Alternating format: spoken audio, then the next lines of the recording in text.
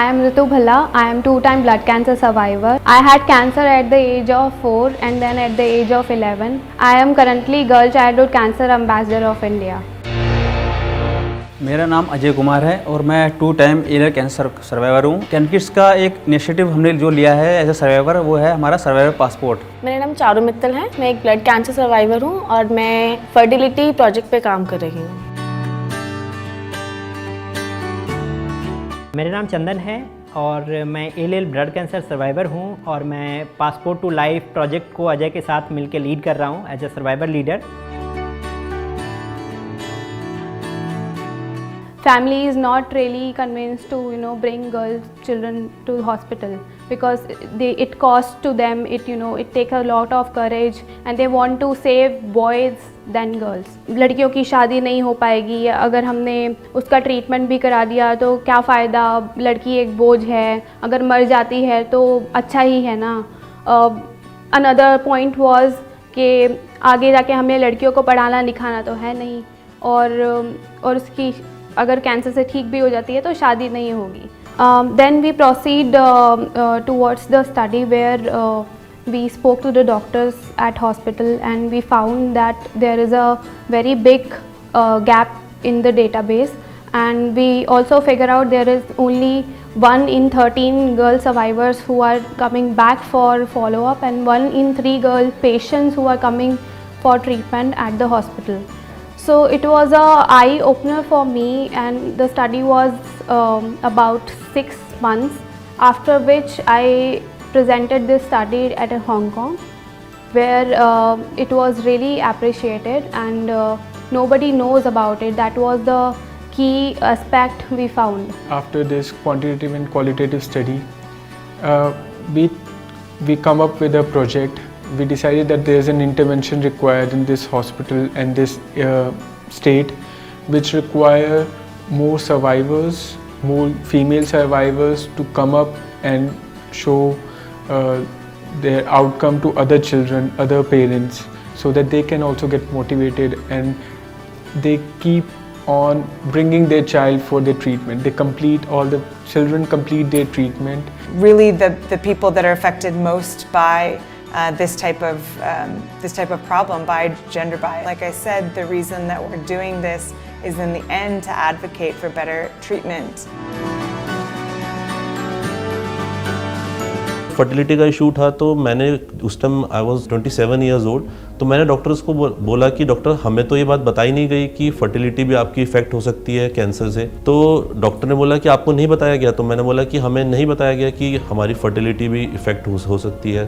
जो हमारी पूनम मैम थी, मैम ने बोला कि ठीक है, हम एक काम करते हैं, हम सर्वाइवर्स को लेके एक प्रोग्राम लीड करते हैं फर्टिलिटी पे। हमने एक टीम बनाई जिसमें एक फर्टिलिटी एक्सपर्ट डॉक्टर थे, फिर एक फिजिशियन डॉक्टर थी और 2 सर्वाइवर्स और कैनकिड्स के बाकी mentors.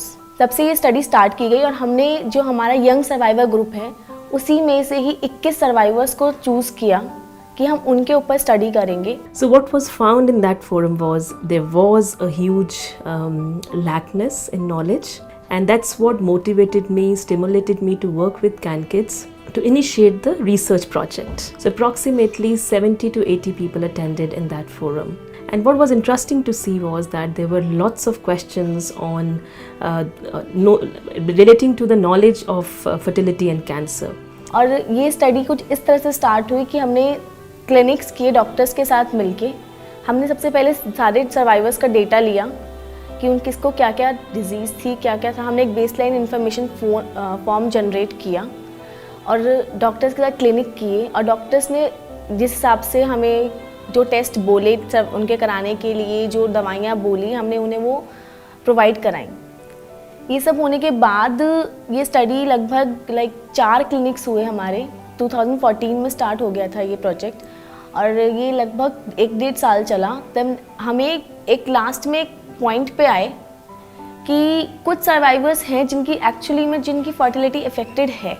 So with regards to the fertility assessment, clinically the blood test, the females underwent a blood test of anti-Mullerian hormone, which tells us to assess their ovarian reserve, and the males underwent a semen analysis which tells us about the affection of sperms, which are male gametes, by the cancer treatment. And after 6 months, these data was analyzed, and what we found from the results was that out of 20, we divided them into mild, moderate and high risk. Not all cancer treatments affect fertility. There are certain risk factors which increase the probability, like if a male or a female receives a certain kind of chemotherapy which we called as alkylating agents like cyclophosphamide, they are more high risk, whereas if the chemotherapy called vincristine methotrexate is received, they are on a lower risk side. So it's very, very important that when we discuss this, we should have a detailed oncology treatment history with us. And what Charu and Sumit then did was they put a big chart of those cancer gradings, mild, moderates and high risk, in their counseling sheet as well, because they meet survivors and parents often so that they could also counsel them. So at the same time raising awareness but not making them worry about it. मुझे भी नहीं पता था कि मेरे treatment की वजह से मेरा हार्ट वीक हो सकता है और उसका मुझे टेक केयर करना है और हर 2 साल में मुझे एको करवाना है। इस तरीके की चीज़ें मुझे करवानी है और ये बहुत सारे सर्वाइवर्स हैं जिनके साथ इस तरीके की चीज़ें हैं। साथ ही साथ एक और हमारे साथ जो मेजर प्रॉब्लम ये था कि बहुत सारे सर्वाइवर्स के पास वो डॉक्यूमेंट संभाल के नहीं रखते थे, अपने ट्रीटमेंट डॉक्यूमेंट संभाल के नहीं रखते थे। तो इसका इफेक्ट ये होता था कि जब भी वो कभी फॉलोअप के लिए जाते थे तो वो प्रॉपर डॉक्यूमेंट सामने प्रेजेंट नहीं कर पाते थे, या फिर अगर मान लीजिए कोई और बीमारी हुई तो वहाँ गए तो वो डॉक्टर को बता नहीं पाते थे कि मुझे ये था, ये दवाई दी गई थी, इस तरीके की चीज़ें हुआ था। लेट साइड इफेक्ट तो मेरे को जैसे कुछ मैथ पढ़ने में, स्टडी में मुझे कुछ प्रॉब्लम हुई थी, मुझे मैथ नहीं पढ़ी जा रही थी। देन उसके बाद थोड़ा थकान ज़्यादा होती थी, कहीं कुछ काम आने जाने का मन नहीं करता था मेरे को कैंसर होने के बाद। तो बेसिकली मुझे मालूम ही नहीं था कि ये मेरे कैंसर ट्रीटमेंट की वजह से हो रहे हैं। हमारे लिए एक वेकअप कॉल तब हुआ जब हमारा एक साथी जो कैनकिड्स में ही काम करता था, उसको अचानक उसकी सडन डेथ हो गई। उसके बाद जब डेथ के बाद हमें पता चला कि उसका लेट साइड इफेक्ट की वजह से, उसकी कार्डियक अटैक की वजह से डेथ हो गई थी। तब हमारे लिए एक वेकअप कॉल की तरह था और उसके बाद हम लोगों ने इस पर दिलो जान से जुट के काम करना शुरू किया कि लेट साइड इफ़ेक्ट को टैकल करना बहुत ज़रूरी है, और हमने इस पे काम करना शुरू किया। और उसके बाद हमने पासपोर्ट टू लाइफ प्रोजेक्ट किया। हमने पासपोर्ट टू लाइफ का वेबसाइट बनाया जिस पे कोई भी सर्वाइवर अपना रिकॉर्ड ऑनलाइन सेव कर सकता है और जब चाहे, जहाँ से चाहे उसको अपने लॉगिन आईडी के थ्रू एक्सेस कर सकता है, प्रिंट निकाल सकता है, अपने डॉक्टर के साथ शेयर कर सकता है, या फिर उसको जब भी अगर उसका कोई डॉक्यूमेंट खो जाता है तो उसको निकाल के प्रिंट करके फाइल में लगा के रख सकता है। तो ये सबसे मेजर बेनिफिट होगा जो सर्वाइवर्स का, कि उनका एक ये रह जाएगा कि उनको मोटी मोटी फाइलें कैरी नहीं करनी पड़ेगी हर जगह। उसको जब जिस डॉक्यूमेंट की ज़रूरत होगी वो उस चीज़ का प्रिंट निकाल के डॉक्टर को दिखा सकता है। So the survivor passport has several purposes. The first and foremost purpose is that it acts as a one stop where all the information regards to a child who has taken treatment for his cancer is put in, including the drugs, the surgeries, the radiation, the blood transfusions, any complications, etc. And that allows any future medical consultation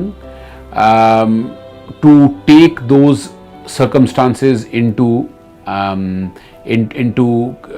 the background and decide what to do. In the context of Indian healthcare, that's even more important, where often there are no clear pathways of referral.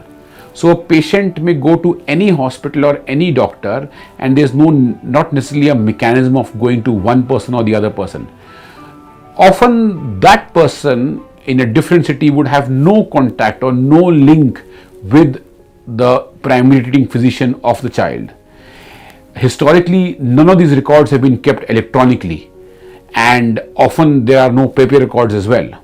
So it's very important that in such a fragmented healthcare system which has no systematic way of collecting data and information, an attempt which is made to collect previous information which would then be utilized for the next 40-50 years has to be a good thing, and can only help any health professional who's wanting to treat a survivor of childhood cancer for any health problem.